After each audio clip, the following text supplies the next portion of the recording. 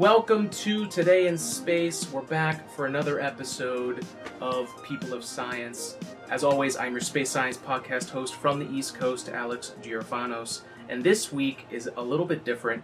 We get to speak with our very first astronaut. And a big welcome to Astronaut Don Pettit for being on the Today in Space podcast. Thank you for being with us. Oh, it's my pleasure, Alex. And there's nothing better than to sit around talking about space and space technology and what all you could do when you leave the planet. And we're going to dive into it. And a big thanks to the NASA team for helping set this up, and obviously your son as well for getting us in touch. The internet is a really interesting place. I know we're all focused on the things that the chaos of today, but it's stuff like this that just reminds you of how beautiful the internet is in a lot of different ways when it connects all of us together. Well, it's really the people behind the internet that are beautiful. Yeah, absolutely. Absolutely. And I don't know if you feel this as well, but I think as I'm a podcaster by trade, so I also listen to a lot of other podcasts. It helps me, stay fresh on how to keep the energy during a podcast like this. And I'm noticing a lot of people switching away from where we were in the pandemic, which was everything was digital. And I see so many people trying to get out, literally and metaphorically, out of their shell to meet with more people, do things in real life. So this is a cool thing that we get to do here. It sure is. We're human beings, and that's how human beings can exist. Absolutely. So talking about human beings, one of the things we do here on the episode to start is we get to know you, the human being. So tell us about your STEM origin story and your astronaut origin story and how you got started on this grand adventure. Well, I grew up in a little logging town in Oregon, and I have two older brothers. We lived out in the country a couple miles, and the world was our playhouse. And I loved to watch rows of ants walking down a fallen tree and wondering about why squirrels scratch and how the hawks could fly and things like that. And that led to all different kinds of science, and it became my favorite subject in grade school. And then I saw John Glenn fly in space, and I became fascinated with human beings going into space. And you file that away, and then you study hard in school, you pop out on the other end of the college pipeline, and you have a degree in engineering, and all of a sudden you realize I'm qualified to apply to NASA's astronaut program. And I started rushing the door, and it took 12 years to get in. I think it must have been a clerical error eventually. But anyway, I finally got into the astronaut program, and now I'm living the dream. Yeah, tell us more about that. I think that's the story. The great thing about this podcast is it helps me learn about the space industry too. I went to school for aerospace engineering and struggled to find my place in the field right out of college. And so this was kind of my way to learn about space. And in that, I've learned about how so many astronauts applied so many times. You said 12 times you applied? I've applied 4 times over 12 years. Because they do classes, and every 2 to 4 years, maybe 5 years, there will be a class of astronauts. Maybe there'll be 10, maybe there'll be 12 out of maybe 6,000 applicants. So the competition is pretty fierce. You can't be bent out of line if you get the thank you for applying to the astronaut program letter, but due to a large number of highly qualified applicants, I got that letter 3 times, and then I got the letter that said, welcome to the astronaut program. So it takes a lot of determination just kind of off the bat, even past putting it in and just saying you want to do this. Correct. And it takes working really, really hard and being really good in your technical field. You can't just be somebody that sloughs off and you don't do your homework and that kind of thing. You got to be a go-getter. You got to be really good and understand what you're doing, because you've got 6,000 people applying for 10 positions, and there's going to be a few good ones there, and you're competing with those folks. Mm, yeah, absolutely.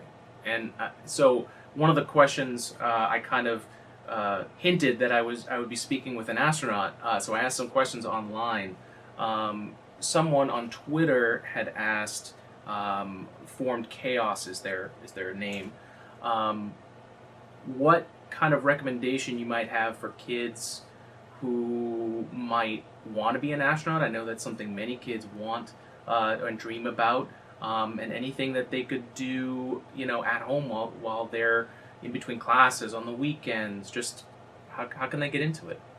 Yeah, something I like to tell students, for the current state of our space program, it may change 100 years in the future, but right now, you have to have a good foundation in math, science, and engineering.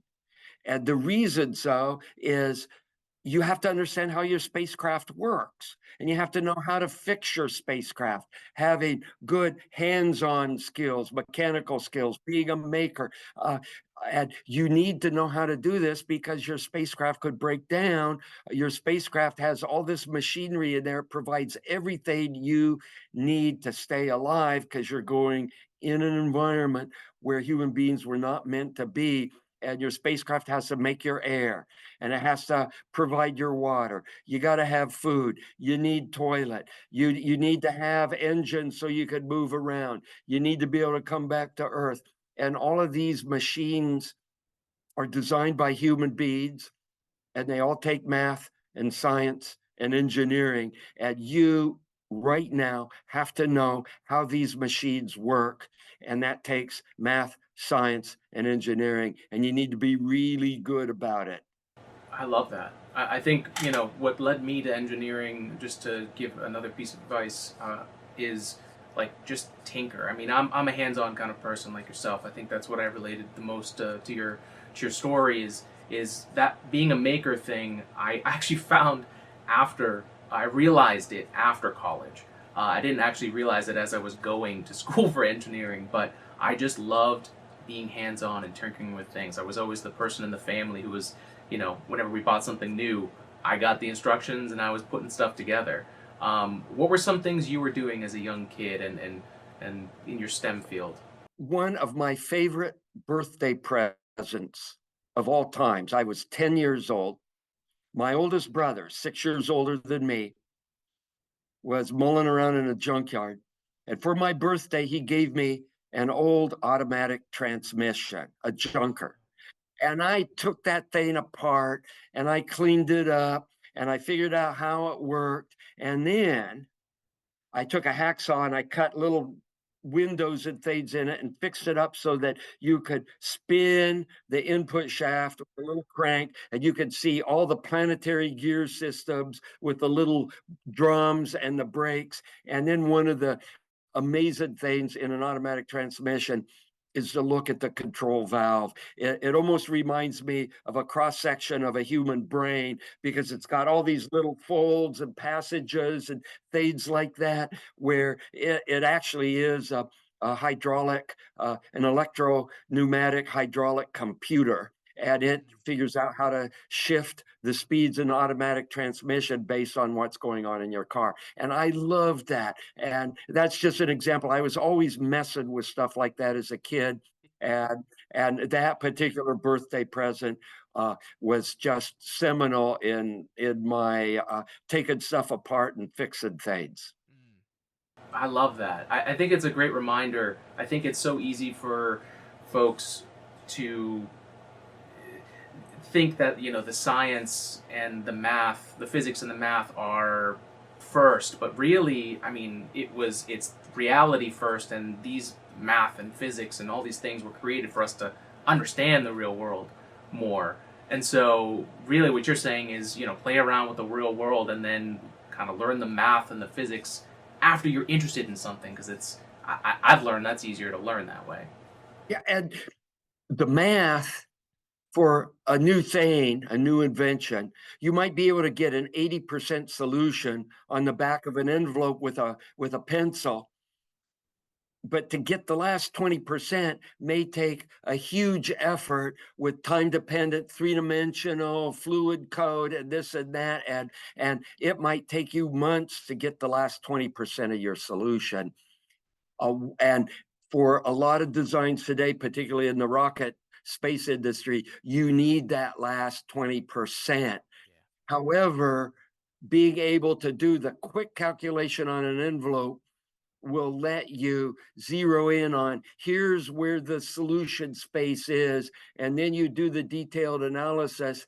And if your detailed analysis strays a long ways from what the 80% solution is, then you might say, well, maybe I didn't put the parameters in my computer correctly.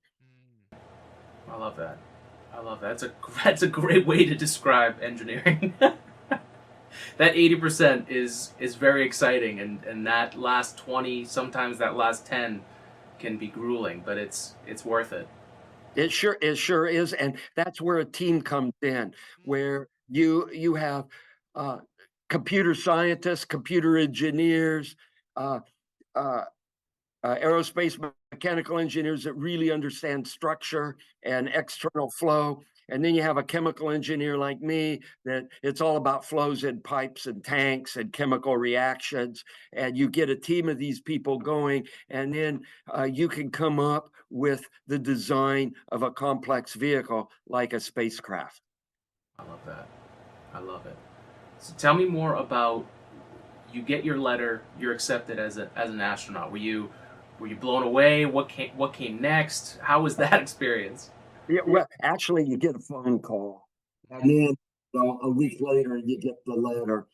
Uh, you get the letter, and then it's like, gulp, this is going to happen.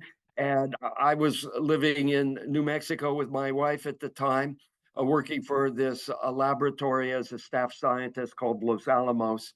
And then it's a question of we need to start packing our bags and moving. And one of the biggest issues for me, it's in New Mexico, especially in the mountainous region. You don't need air conditioning in either your house or your car. And none of our cars had air conditioning. And we were moving to Houston. And one of the highest priority projects I did was I started cruising junkyards, and I stripped the air conditioning systems out of wrecked cars that were the same model year for the cars we have. And I drove in, this was 1996, and I still drive the same vehicle. It's a 1987 a pickup truck. And so I stripped out the air conditioning from a wrecked pickup truck and figured out how to mount it on an engine that it wasn't innately meant to be mounted on, and then redid the instrument panel. And I got an air conditioning system put in both my truck and my wife's car. And that was the first maker project needed after knowing that you're going to be moving to Houston.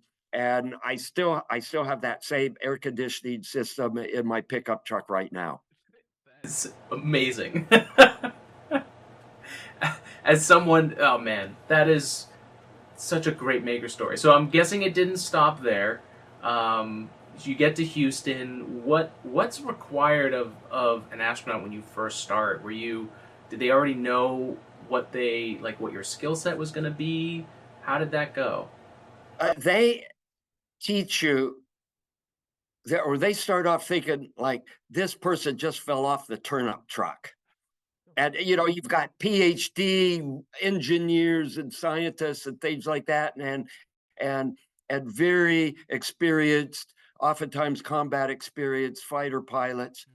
And from a spacecraft point of view, they teach you like you just fell off the turnip truck, which is exactly how they should be teaching you and treating you. And you start off basically with Rocket 101, and then you also start into learning how to cooperate in a complex way with a team of people so that you can get a space mission done. And you go through about 2 years of training, and then you pop out the other side. They actually have a little graduation ceremony, and now you are ordained a rookie astronaut. I'm sure there's lots of stories on those 2 years. Yeah, that's amazing. So, how is that training changed from when I guess what year was this that you first became a That was 1996. six? Okay, so full blown shuttle. Yeah, yeah. Shuttle was the only game in town. Space station was still sitting on the ground in pieces. People were lamenting that it's so complicated. We at NASA will never be able to figure out how to get it assembled in space, because you had these modules made in countries all over the world. They'd never seen each other before. And the first time we started to screw them together and hook up all the electrical cables was in orbit. And there the naysayers were saying this will never work, it's going to fall from the sky. And gosh, we got that done, and it's called the International Space Station. One of the most, as someone that was born, I was born in 1990, and when I went to school for aerospace engineering, I would have graduated high school 2008. Shuttle was still there, and then it kind of, at least from my perspective, disappeared in while I was still getting my degree. But the shuttle has always been, the space station has always been there, and right now it's well past what we thought it was capable of being up there, and it's the place. It's been continuously crewed for so much time. How has that been? I mean, having been a part of the early days of getting it up there, how far have we come? Yeah, I think it's really cool to be on the ground floor of any new major project. If you have a chance to cross T's and dot I's on something that's been around for 20 or 30 years, that's a useful and necessary tasking. But if you could get on the ground floor of a project where people are saying, man, you go that way, you're going to be out of a job in 2 years when it's canceled. What an opportunity. And space station was like that. Remember, there was a time when space station program was going to be canceled by there was one vote in Congress that it passed. And if that, if a couple congressmen would have been having a bad day, we might not even have a space station. It's incredible to think how many people are involved for the entity that is NASA, that everyone thinks of it as an individual, with a logo and stuff like that, and the astronauts. But there is a gigantic village behind each and every one of you. Yeah, it sure is. One other thing I want to point out about space station. Some people are saying, well, it's past its designed life. And you look at other major engineering projects that had a designed life, and one I like to point out is the B-52. That was designed in the late 40s, built in the 50s, and we're still flying it now.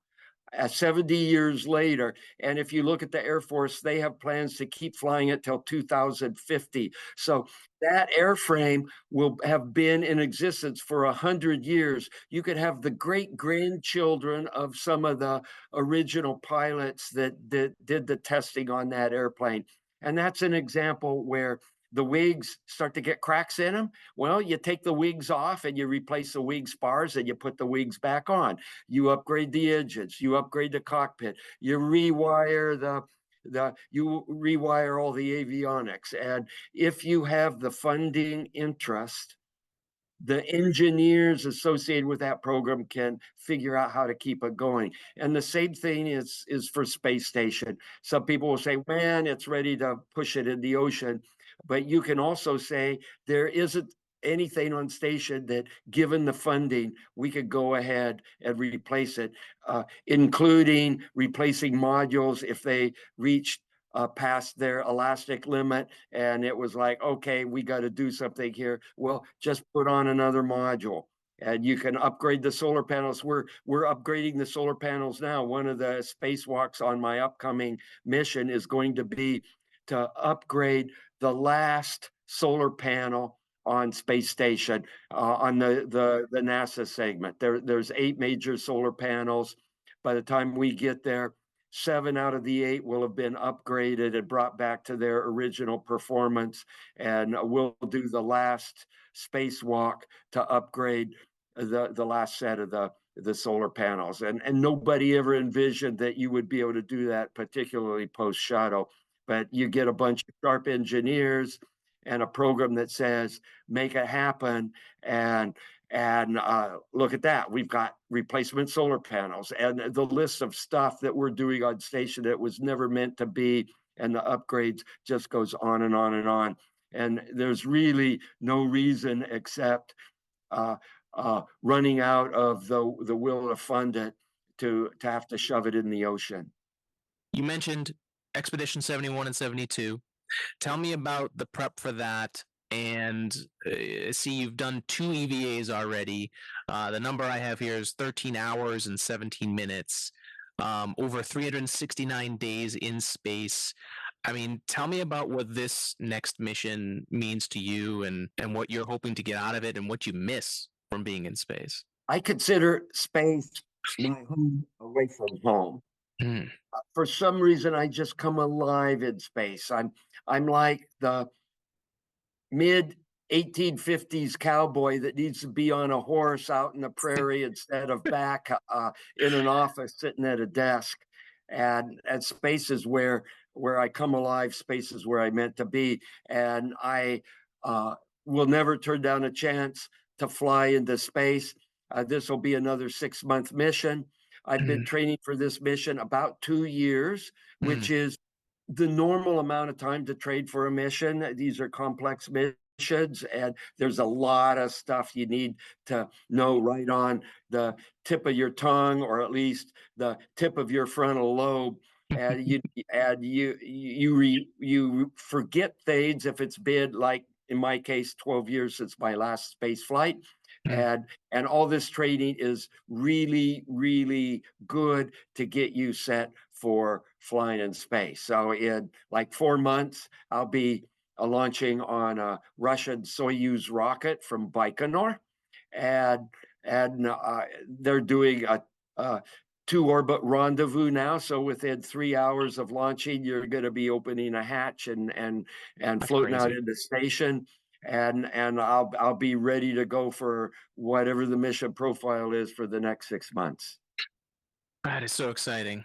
Tell me about the physical aspect of your training for going into space, because one of the things I learned, especially after diving into the Year in Space mission with Scott Kelly and Mikhail Kornienko, how much zero-G we need to fight against the lack of gravity, and that work that we get from gravity here on Earth is so misunderstood outside of the space nerds. I'd love for you to talk more about that and what you got to do to prep your body. We spend a lot of time in the gym. I go to the gym maybe 4 times a week for an hour and a half each time, with a mix of cardiovascular and weightlifting. On station, we train for 2.5 hours every day. Wow. Cardio and weightlifting. In some respects, it's like going to health camp, and you come back from station 6 months later, practically in better physical condition than you did before launch. And that's what is required to counteract the long-term effects of weightlessness on a human body. Tell me about when you first get up there. I know I've heard the blood pooling to the head and sinuses filling or not being able to drain because there's no gravity. But tell me more about that and what that feels like. Yeah, it's individual. Some people go into space without any problem at all. Wow. I go to space. It takes me a day or two to just kind of get back to normal, and your cheeks kind of puff up like chipmunk, and that's just the way it goes. And after a couple of days, it's like you've been born and raised in the space environment. Uh, what I find is coming back to Mother Earth is Mm, the most provocative step, and mm. it's something that doesn't change from mission to mission. Coming back from my third mission was just as provocative as coming back from my first, but after 24 hours or so, uh, you're doing okay. When you say provocative, could you dig into that a little bit more? I've never always been fascinated by the return. Tell me more No, about that. the return for me is much more provocative. And provocative, I'll be blunt here. Provocative is code talk for puking your guts out. Thank you, thank you. That's what I was looking for. Yeah. And and then your sense of balance is off a little bit. With within a couple of days, if you saw me walking down the street, you wouldn't have any clue that I'd been off the planet.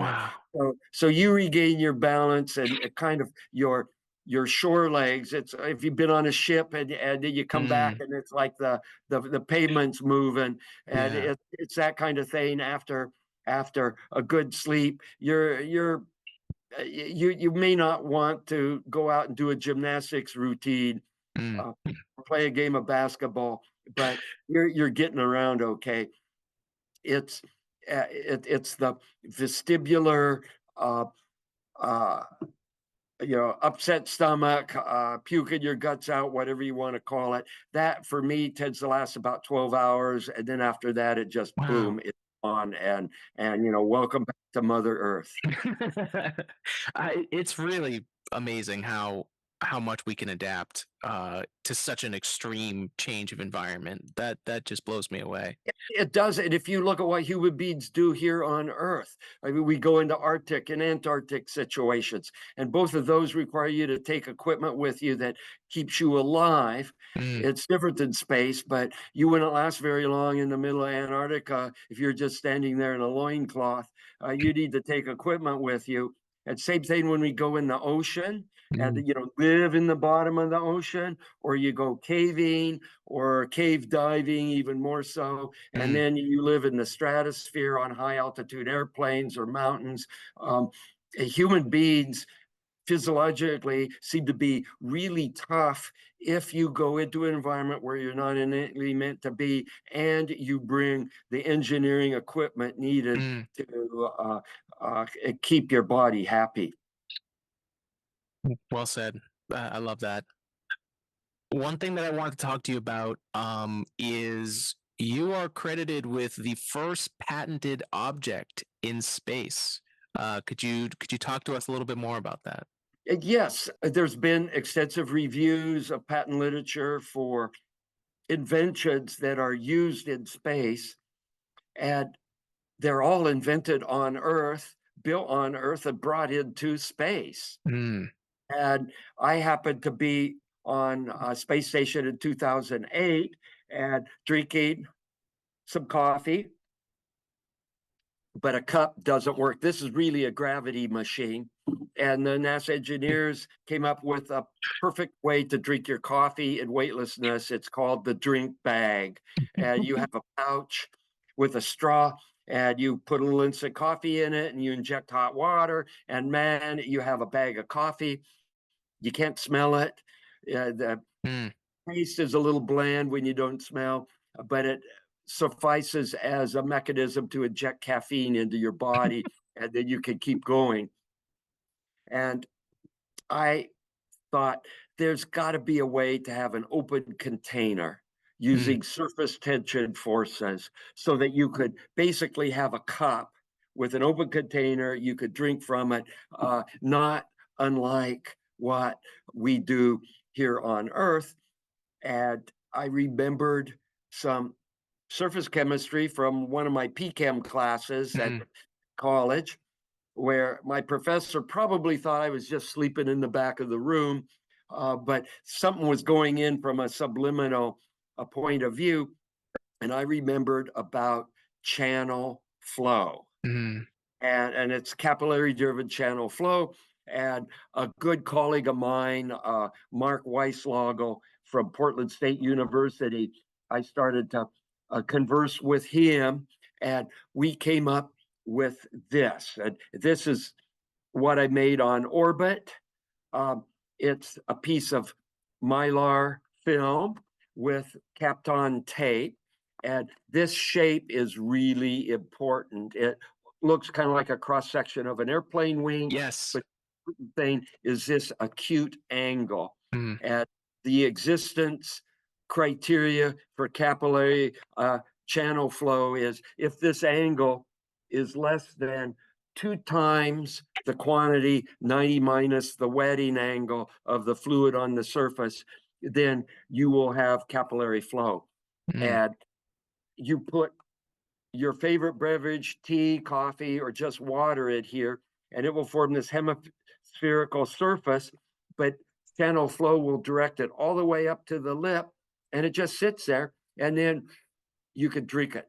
So this was the sort of the invention and the bringing to fruition of an open container that works in a weightless environment, and that occurred on the International Space Station. Now, did that come to you while you were in space? Were you missing the act of actually drinking out of a cup? Was that what caused it? I'm interested where the idea, like where this Well, came from. you hear little witticisms like Jonathan Swift said, necessity is the mother of invention. And that is so true. And you're sitting there thinking, there's got to be a better way. And for example, getting back to my pickup truck and putting air conditioning in it, my friend said, well, you're going to have to sell your truck and buy another one. And it's like, there's got to be a better way. I don't want to sell my truck. It's a perfectly good truck. It does have air conditioning, but I'm moving to Houston. I got to have air conditioning. So the better way, in my case, was go to the junkyard, junk out the air conditioning system from a wrecked truck and put it in your truck. And that gets back to you're doing something and you think there's got to be a better way for doing this. And that, I think, is the root of becoming a maker or making as Edward de Bono, who's a really good author that had written about creativity. And he calls it lateral thinking, where you're moving along in a straight line, and all of a sudden you jump over here with complete no connection to where you were, and then you move off again. And this idea of lateral thinking, or whatever you want to call it with today's vernacular, that's fine. I think for me, it stems from there's got to be a better way. And then you start thinking and you come up with ideas. I love that. And so you just basically said, all right, what do we have here? Let's, the shape you needed to make. You'd already been talking to the designer. Like I just, that is from a maker perspective, like that's it. And I wonder how much more testing we can do, because when we start thinking about where we're going down the line here in space and living in space full time and working, and like when we're going to these different places, probably, it's possible we're using stations to travel back and forth. It's possible we get to a point where we're building the infrastructure on the moon or Mars or wherever we're going, and then we got to go there. There's so many things we can plan for, but like you said, sometimes you're just in the moment and you come up with an idea. How important is the maker skill and mindset to a crew that's going to be doing this next stage of exploration? I think at least one person on the crew has to have a maker mentality. If you had a crew of nothing but me, we'd probably get some idea and go off and not even do the mission because we came up with a better idea. Let's don't do that. That's what they sent us here for, but we want to do this over here. So you again, you need all kinds. You need the sort of the military mentality person that is world expert on knowing how to fly your vehicle and could do all kinds of multitasking, can think about 5 or 6 different things all at the same time and put them all together and fly the spacecraft. And that's not me. Right. You need somebody that can understand the rules and follow all the rules. And then you need, off in the corner, somebody with their foot up on the desk, thinking about something else. And that's where I come in. I love it. I love it. Yeah, it's cool to think about your crew, in so many different ways. We have them here in life, in our relationships and life. And in space, that dynamic is it seems imperative. Like it might be the most important thing about any mission that we're sending humans out there is the You- cohesiveness of that crew. Yeah. If you look at astronauts coming back in the mission, from a mission or even before the mission, they almost sound like a broken record because they always talk about the teamwork to the point of, well, it's the team. It is the team. We have a good team. And the reason astronauts talk about this to ad nauseum is because it is so important in the dynamics of any crew and the mission. And the team isn't just the crew on orbit. We're the tip of the spear. The team are all the people at mission control, and then all the engineers behind mission control, and even down to the legal staff here at NASA. And this is kind of a segue back to the coffee cup. Yeah. What do you do with intellectual property that's invented in space on an international platform? How do you assign ownership to to intellectual property? And a couple of the folks here at Johnson Space Center have published a paper where they extended maritime intellectual property invention to space, where you say you have a ship in the international territory in the middle of the ocean and an invention gets made. Who has intellectual property ownership of that invention? Which country do you try to patent it in? Where do you go with it? And there's a foundation for that. And it looks like that model is going to apply to a spacecraft, and in particular, the International Space Station. Space law is such an open frontier. Yeah, you don't think about that. No. Lawyers in space, stay away. But actually, and I point that out, that everybody here working at NASA, down to the people that empty our waste baskets, those people are all working for America's space program, and they all have a job that if they weren't doing their job, they would be sorely missed. And for example, if the people that empty your waste baskets don't empty them for a while, your office does not smell very good after a few cans of tuna go in there from your lunch. Absolutely. Yeah, it's all going towards this mission, even the tiny things that you could easily say, oh, doesn't matter. And that's why astronauts are always talking to ad nauseum, like a broken record, about teamwork, because we all intrinsically believe and know that what we are doing here in terms of America's space program would not be possible if it wasn't all the folks that are contributing to the program. Absolutely. Yeah, I got to run next door. So Okay. Alex, I'm going to have to sign off. That's okay. We've got this software package. I need to go and get my refamiliarization with this piece of software. Well, thank you very much for joining us on the podcast. It was an absolute pleasure to talk with you, and best of luck prepping for the mission. Okay, take care. Bye Thank now. you, Don. Chelsea, thanks for being the bad cop. Thank you.